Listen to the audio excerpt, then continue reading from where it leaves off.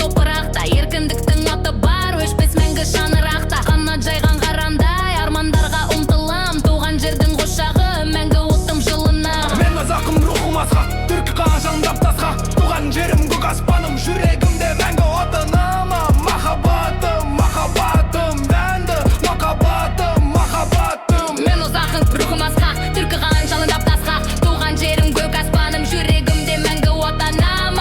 Махаббатым, махаббатым, мәңгі махаббатым, махаббатым.